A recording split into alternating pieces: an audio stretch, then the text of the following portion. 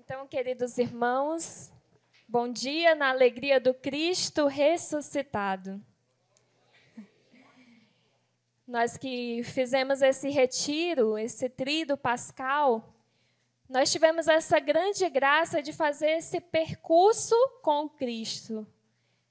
Muitos aqui estão reunidos desde a quinta-feira para viver conosco esse tríduo pascal em que nós passamos com Jesus desde o Horto das Oliveiras, estivemos ali com Jesus na agonia, em oração. Depois nós vivemos a Sexta-feira Santa, nessa graça também de poder meditar as palavras de Jesus que ele disse na cruz, essas 7 palavras, de poder contemplar a paixão de Jesus, essa entrega total que nos deu a vida. E no Sábado Santo, nós vivemos esse grande silêncio. Um grande silêncio porque o rei adormeceu. Mas hoje é domingo, então nós já podemos falar. Sei que muitos estavam ansiosos por esse dia de poder falar e exultar de alegria porque Cristo ressuscitou. E ressuscitou de verdade. Nós sempre temos essa saudação que nós trazemos dos nossos irmãos orientais para dizer que nós acreditamos verdadeiramente que Cristo está vivo. E São Paulo, na sua primeira carta aos Coríntios, capítulo 15, no versículo 13, depois nos versículos 14 a 17, e é interessante porque essa passagem é a mais antiga que nós temos ao se referir à ressurreição. Temos aqui um especialista em São Paulo, né? Se eu estiver errada, depois ele vai me falar. Mas, aos evangelhos em que relatam sobre a ressurreição de Jesus, mas São Paulo é o primeiro que vai falar, que vai escrever sobre essa ressurreição de Cristo. E ele vai nos dizer assim: se não há ressurreição dos mortos, também Cristo não ressuscitou. E se Cristo não ressuscitou, vazia é a nossa pregação, vazia também é a nossa fé. E se Cristo não ressuscitou, ilusória é a vossa fé, ainda estais em vossos pecados. Então, nesta Páscoa, irmãos, nós devemos meditar como eu estou vivendo essa Páscoa. Será que é apenas uma Páscoa em que eu vou lembrar de uma maneira histórica? Muitos acreditam que Jesus morreu, foi um grande homem, morreu na cruz e depois ressuscitou. Mas nós podemos viver isso como uma tradição qualquer. Todos os anos nós celebramos a Páscoa, é verdade. Mas nós podemos viver isso apenas como uma constatação histórica. Mas a nossa Páscoa não é essa somente na história. Ela deve ser vivida, encarnada também na nossa vida. Porque a ressurreição de Jesus se trata também da nossa ressurreição, de passar a uma nova vida. Então, nesta Páscoa, que não é somente no dia de hoje, então eu vou ressaltar isso, a igreja vai nos dar ainda 8 dias vivendo o domingo de Páscoa. E depois nós ainda vamos viver o tempo pascal, mais 50 dias, até Jesus retornar ao Pai. Então, meus queridos irmãos, nós ainda temos tempo. Ontem, na leitura que nós ouvimos, na proclamação da Páscoa, vai dizer assim: todos se alegrem. Mesmo aqueles que não jejuaram vão se alegrar conosco. Por quê? Deus é total misericórdia. Então, a igreja nos deu 40 dias para viver a penitência, o jejum, a caridade, a oração e preparar o nosso coração para viver esse tempo da Páscoa. Mas a igreja vai dizer, mesmo aqueles que não fizeram isso, se alegrem conosco. Então, meus queridos irmãos, todos nós devemos ter essa convicção. Cristo ressuscitou. E se Cristo não ressuscitou, o que nós vamos pregar? Alguns vão falar, né? Os católicos são esses cristãos desse Jesus morto, esse Jesus que está na cruz. Mas não. Nós anunciamos o Cristo ressuscitado, que passou pela cruz, é verdade. E todos nós devemos passar esse caminho da cruz. E nós escutamos na sexta-feira, nós devemos ser os amigos da cruz.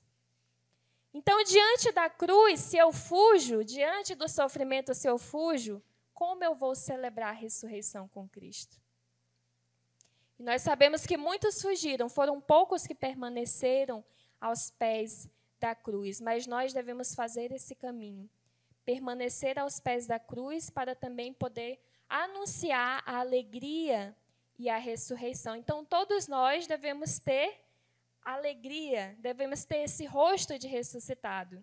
Papa Francisco vai nos alertar, né? Nada de cristão com cara de túmulo. Nós devemos ter cristãos com rosto de ressuscitado. E, segundo Bento XVI, no seu livro Jesus de Nazaré, em que ele tem 3 volumes, né? Ele vai falar da entrada de Jerusalém até a ressurreição. Ele vai dizer assim: com Jesus houve um salto de qualidade, uma nova forma de viver. Então, eu vos convido a pensar também nisso hoje. Nesta Páscoa, qual é o salto de qualidade que eu irei dar na minha vida? Porque se Cristo ressuscitou, se ele está vivo, a minha vida também deve haver esse salto de qualidade. Esse salto de qualidade na minha fé, na minha vida espiritual, eu não posso continuar da mesma forma. Isso também porque, afinal, o que é a ressurreição? No Antigo Testamento, já no Antigo Testamento, nós tivemos relatos de pessoas que voltaram à vida. Tivemos milagres de pessoas que voltaram à vida. No Novo Testamento também aconteceu com o próprio Lázaro, que Jesus ressuscitou. E depois foi um dos principais motivos que Jesus foi condenado.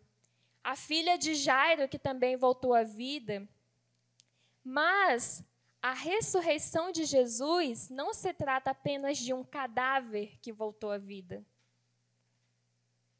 Não foi como uma pessoa que está ali praticamente morta, né? Como nós já ouvimos relatos, está na UTI praticamente morta. E aí vem os médicos, os aparelhos, e ele volta à vida. Não se trata disso, a ressurreição de Jesus. Não é apenas um cadáver morto que voltou à vida. Mas, com Jesus, ele abriu e entrou nessa vastidão de Deus. Por quê? Uma vez que Jesus voltou à vida, ele não morreu novamente. Lázaro morreu novamente.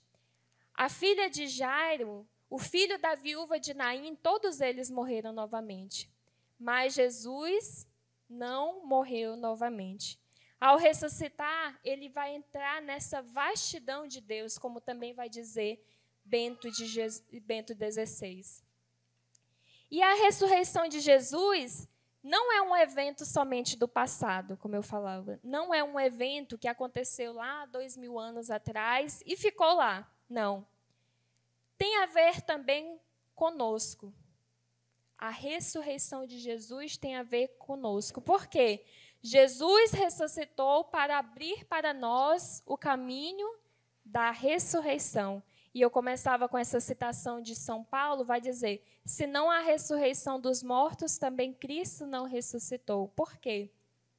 Uma vez, nós vimos, uma vez que o homem pecou, entrou também a morte.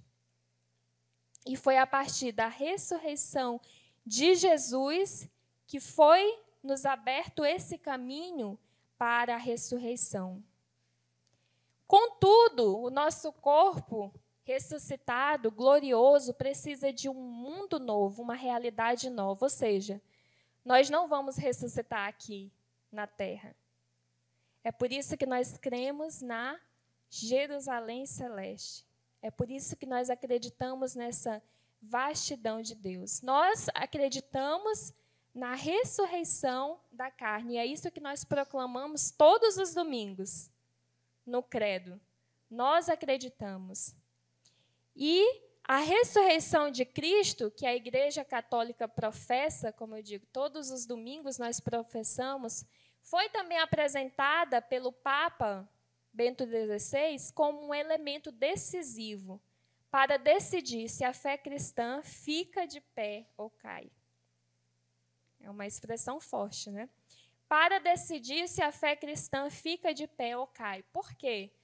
Nós depois vamos ver um pouco sobre esse percurso de Jesus, mas imaginemos, se ele tivesse permanecido no túmulo,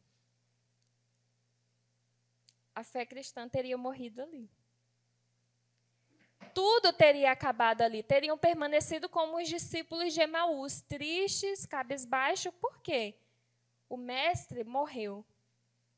Então, a ressurreição de Jesus é um elemento decisivo para decidir se a fé cristã fica de pé ou cai. Então, se algumas vezes nós estamos assim, meio temerosos, lembremos da ressurreição de Jesus e, com certeza, a nossa fé irá retornar. E entra, através da ressurreição de Jesus, esse rumo a uma vida não mais sujeita à lei do morrer, como eu falava, e a do tornar-se, mas vai além disso. Inaugura uma nova dimensão de homens. É este salto de qualidade, interessa a todos nós, porque nos abre o futuro dos homens. Nos dá essa nova esperança nessa ressurreição dos mortos. Mas aí eu tinha para trazer para vocês esse segundo ponto, que afinal, o que é a Páscoa? E a Páscoa ela é comemorada por todos. Os judeus comemoram, os cristãos comemoram, os pagãos comemoram também, aproveitam o feriado, vão distribuir presentes, chocolates. Então, nós devemos estar atentos ao que é a Páscoa, senão a gente também fica só esperando, o momento da ceia, o momento de nos alegrar, de comer depois de 40 dias sem chocolate, depois a gente vai... Não é isso. O que é a Páscoa? E, no Antigo Testamento, nós também temos a Páscoa. Então, tudo começou lá no Antigo Testamento. E são dadas duas respostas diversas. Essas citações eu tirei do livro do Frei Raniero Cantalamessa, cardeal. E ele vai dizer assim, embora complementares, segundo a explicação mais antiga, a festa da Páscoa recorda, em primeiro lugar, a passagem de Deus. Páscoa significa justamente isso, a passagem de Deus. O nome mesmo de Páscoa deriva de um verbo que indica a ação de Deus que passa sobre, no sentido de salto, ou resguarda, ou protege as casas dos hebreus enquanto golpeiam os seus inimigos. Em Êxodo 12, 26 a 28, vocês não precisam abrir, mas eu vou citar, vai dizer assim, que rito é este? E aí vai dizer a palavra, respondereis, é o sacrifício da Páscoa para o Senhor, que passou adiante das casas dos israelitas no Egito, quando feriu os egípcios, mas livrou as nossas casas. Então o povo se ajoelhou e se prostrou. Foram-se os israelitas e fizeram isso, como o Senhor ordenara a Moisés e a Abraão, e assim fizeram. Então, nós vamos lembrar lá de Moisés, quando o seu povo estava condenado à escravidão, e Deus vai dizer lá, vai lá e liberta o teu povo. E é quando acontece também, Deus manda as pragas do Egito, nós vamos lembrar, só fazer uma recordação. E a 10ª praga era o quê? A morte dos primogênitos. Muito bem. Então, essa terrível ação encontrava seu fundamento em que o povo de Israel era para Deus como o que seu primogênito. E se Faraó feriu o primogênito ao não deixá-lo partir, então ele feriria o filho de Faraó. Então, nesse momento, aconteceu o quê? O anjo de Deus passou pelo Egito e feriu os primogênitos, incluindo o filho de Faraó, que depois de ter visto o poder de Deus, deixou os israelitas partir. Por quê? Aonde se tinha marcado com nas portas com o sangue do cordeiro, ali, quando o anjo do Senhor viesse à noite, iria passar e não iria ferir aqueles primogênitos. Então, Deus passou ali naquele momento, onde havia marcado de sangue, ali Deus não agiu, não matou o primogênito. Então, a primeira constatação no Antigo Testamento é justamente isso. Quando Deus passa e feriu até mesmo os filhos do faraó, o filho do faraó, mas aqueles que estavam marcados pelo sangue, o Senhor não tocou. Então, a primeira constatação no Antigo Testamento sobre a Páscoa vem dizer sobre isso. É a passagem salvífica de Deus. Páscoa, porque Deus passou. Esta é uma explicação da Páscoa que pode ser definida teológica ou teocêntrica, ou seja, Deus é que está no centro, nessa primeira constatação. Porque nela o protagonista é Deus que passa.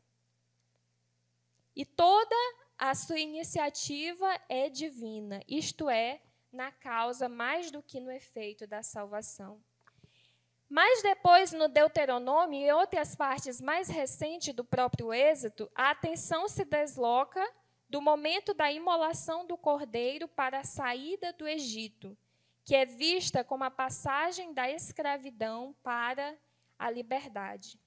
Então, é essa outra constatação da Páscoa, né? Quando os israelitas passam da escravidão para a liberdade, atravessaram o Mar Vermelho e passaram da escravidão. Então, com essa mudança do evento central, muda também o protagonista, né? Vai dizer o cardeal Raniero Cantalamessa. A primeira era Deus no centro, é Deus que passa. Aqui é o homem que passa da escravidão à liberdade. Esta é uma interpretação da Páscoa mais antropológica ou antropocêntrica, ou seja, o homem no centro. Aqui é o homem que passa da escravidão para a liberdade.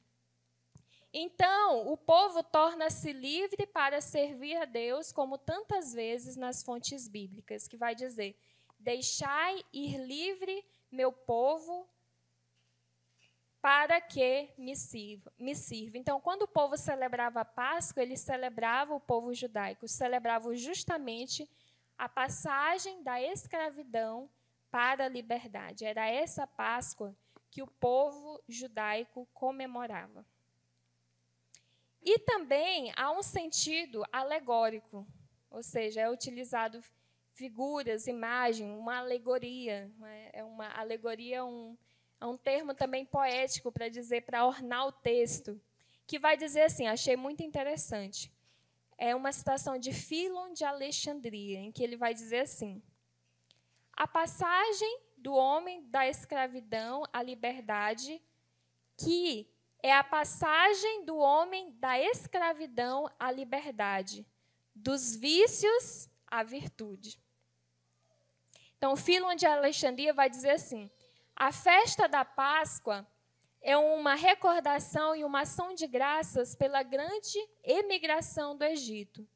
Mas para aqueles que estão acostumados a transformar coisas narradas em alegoria, a festa da passagem significa a purificação da alma. Propriamente falando, a Páscoa significa a passagem de toda paixão para o que é inteligível e divino, ou seja, a Páscoa também é esse momento da purificação da alma, de passar dos vícios à virtude. Não é à toa que a igreja nos dá aí 40 dias. 40 dias de oração, jejum, penitência para nos prepararmos para a grande celebração da Páscoa. Então, lembrando também Bento XVI, qual é o salto de qualidade que eu irei fazer nessa Páscoa, não é? Podemos nos lembrar qual foram os atos que a igreja me pede que eu fiz, não é? De penitência, de jejum, para que nós possamos fazer também essa passagem. Mas isso era a Páscoa judaica. Passemos agora à Páscoa cristã. Quando começa a existir uma festa cristã da Páscoa? A primitiva comunidade cristã, depois da morte e ressurreição de Jesus, embora continuando por certo tempo a subir ao templo e celebrar a Páscoa com os outros judeus, começou em certo momento também a pensar e a viver esta festa anual, não mais como uma recordação do êxodo, dessa passagem do povo da escravidão para a liberdade, mas principalmente como recordação daquilo que alguns anos antes havia acontecido em Jerusalém durante uma Páscoa e como a espera da volta de Cristo. Por quê? Justamente quando Jesus morreu e ressuscitou, era Páscoa. Quando Jesus morreu e ressuscitou, também era Páscoa. E na tradição judaica, o que acontecia? Um cordeiro era imolado. E Jesus, depois, na Páscoa, na ressurreição, ele se torna esse próprio cordeiro imolado. E João Evangelista vai dizer que foi até mesmo na mesma hora da imolação dos cordeiros pascais no templo, que aconteceu a morte de Jesus. Então, Jesus mesmo nos evangelhos vai dizer, ide, dizei que estamos preparando a Páscoa. Então, nesse momento que Jesus morre e ressuscita, depois de um tempo, os cristãos começam também a comemorar essa ação salvífica de Jesus como a Páscoa cristã, como a ressurreição de Jesus. Mas também no seio do cristianismo surgem duas respostas complementares às duas tradições pascais da Igreja Antiga. Nós vimos no Antigo Testamento. Primeiro, é Deus que passa, salvando os filhos dos primogênitos. Depois, é o homem que passa da escravidão à liberdade. E aí vai dizer assim, de Cristo, porém, a Páscoa comemora, sobretudo, a grande imolação. Isto é, a sua paixão, a ponto de a própria palavra Páscoa ter derivado do verbo que em grego significa sofrer. Que é a Páscoa? Pergunta Melitão de Sardes e responde, o nome deriva do evento celebrar a Páscoa, ou seja, vem de fato do haver sofrido. Então, também, a Páscoa também tem a ver com a paixão, também tem a ver com a imolação, também vem do sofrer. Essa palavra Páscoa, do grego patein, também significa sofrer, paixão, Páscoa, também tem a ver. Mas também essa Páscoa é essa passagem da morte para a vida. Jesus fez a sua Páscoa porque ele passou da morte para a vida, passou deste mundo para outro mundo. É por isso também que nós celebramos, quando uma pessoa morre, nós falamos, né? Essa pessoa fez a sua Páscoa, fez a sua passagem. E aí eu vos pergunto, na verdade, né? Qual é a passagem que eu preciso fazer hoje? Nesta Páscoa, qual é a passagem que eu preciso fazer para, de fato, ter uma vida de ressuscitado? Qual é a passagem que eu preciso fazer? Qual é ainda a conversão? Qual é esse salto de qualidade que eu preciso fazer? E aí, outra pergunta que eu tenho para fazer para vocês é: por que nós nos alegramos na Páscoa, afinal? Por que nós nos alegramos na Páscoa? Por que nós exultamos de alegria? Cristo ressuscitou. Porque nós não devemos confundir essa alegria efêmera, que é a alegria que passa, com a verdadeira alegria. Por quê?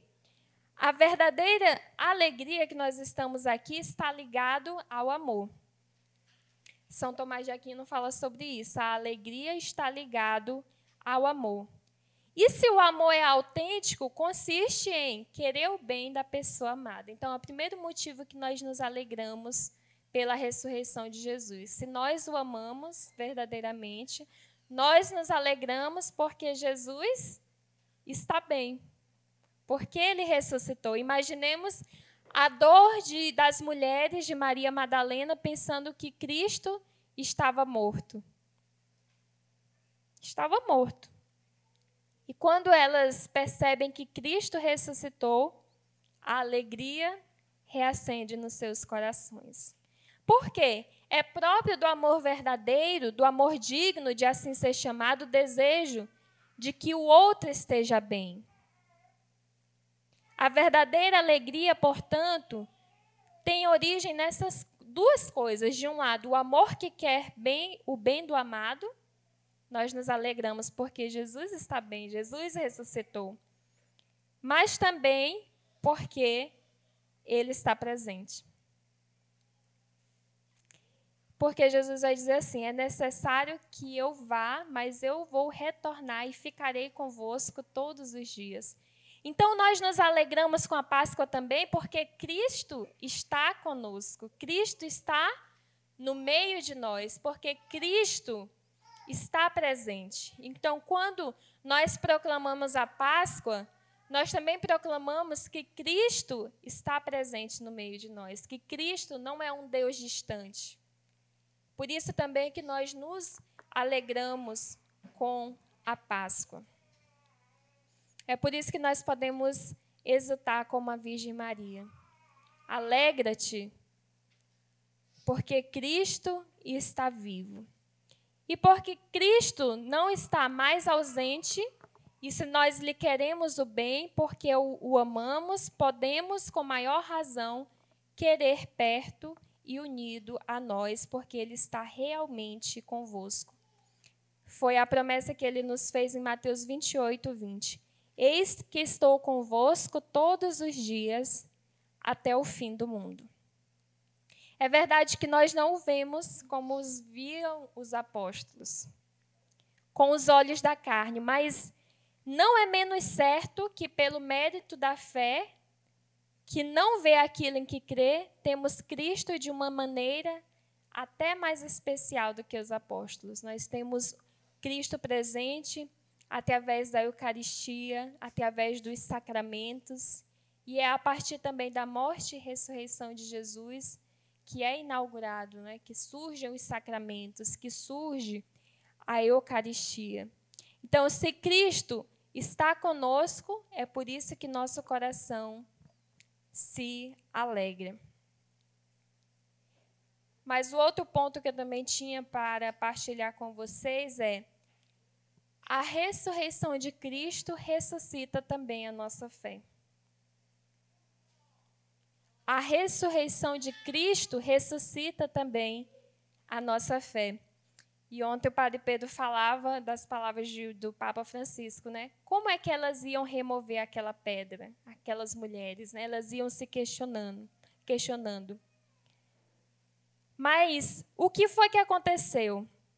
É uma leitura que se faz, né? Quando a pedra do sepulcro rolou, foi rolada também a nossa fé. Quando Jesus foi sepultado também a nossa fé. Por quê? Todas as aparições de Jesus são sinais da nossa fraqueza. Por que Jesus apareceu novamente aos apóstolos? Porque eles não acreditavam. Porque eles não acreditavam mais. Se, de fato, eles acreditassem, vocês acham que ele iria morrer e ressuscitar? As mulheres teriam ido ao túmulo velar um corpo? Certamente não. Então, todas as aparições de Jesus quer dizer também sobre a nossa fraqueza. E nos evangelhos não relata que Jesus apareceu à Virgem Maria. Porque alguns fazem essa leitura que a fé somente permaneceu no coração dela. Quando ninguém acreditava mais, a fé permaneceu no coração da Virgem Maria. Ela foi essa que sempre acreditou. Por isso, ele não apareceu a ela. Então, nesses momentos que Jesus aparece, é por isso que ele fica mais 50 dias, né? São 13 aparições de Jesus, se eu não estou enganada. 13 aparições que ele vai fazendo para dizer que eu estou aqui, eu ressuscitei. E nesse momento ele vai ressuscitando a nossa fé. Então, a primeira aparição de Jesus foi a Maria Madalena. Em João 20, 16.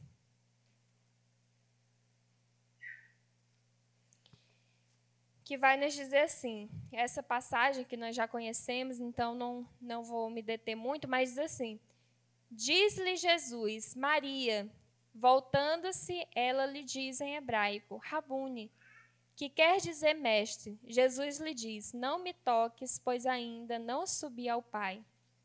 Vai, porém, a meus irmãos e dize-lhes, subo ao meu Pai e vosso Pai, e meu Deus e vosso Deus. Maria Madalena foi anunciar aos discípulos, via o Senhor e as coisas que ele lhe disse. Então, a primeira de Jesus foi a Maria Madalena. Ao olhar para dentro da tumba, ela vê o quê? 2 anjos que lhe perguntam o motivo do choro. Jesus, então, se aproxima dela por trás, sem olhar diretamente para ela, porque ela supõe que seja um jardineiro. Quando ela chama pelo nome, Maria reconhece-lhe a voz, vira-se e o vê. E cheia de alegria, ela tenta abraçá-lo. E aí Jesus vai dizer, não me toques, porque ainda não subi ao Pai. Então, nesse momento, Maria Madalena faz também a sua passagem.